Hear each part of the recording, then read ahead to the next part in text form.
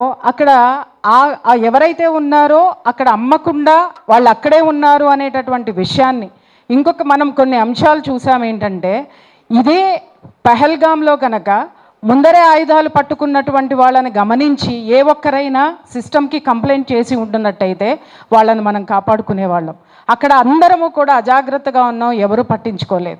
అలాగే రెండో విషయం ఏంటంటే రెసిన్ అనేటటువంటి దాన్ని పట్టుకున్నారు కాబట్టి ఎంతోమంది కొన్ని లక్షల మంది ప్రాణాలు మన యొక్క సంస్థ కాపాడడం జరిగింది. ఇక్కడ ఇన్ని అంశాలు మనకి చాలా ఉండడం వల్ల ఇమ్మీడియట్గా అక్కడ ప్రాణాలు వద్దా, అక్కడ ఉన్నటువంటి గిరిజనులవి పేదలవి ప్రాణాలు కావా. ఇతగాడు చాలామంది ఏం మాట్లాడుతున్నారంటే పేదవాడండి, కలిస్తే కలిసిందండి అంటే తిన్నవాళ్ళు పేదవాళ్ళు కాదా? 5,000 మంది బన్నులు అమ్మారండి వాళ్ళు. వాళ్ళ పొట్టలో అది వాళ్ళ శరీరంలో ఏ మార్పులకి భవిష్యత్తులో చోటు చేసుకుంటున్నాయో ఎవరికి తెలుసు?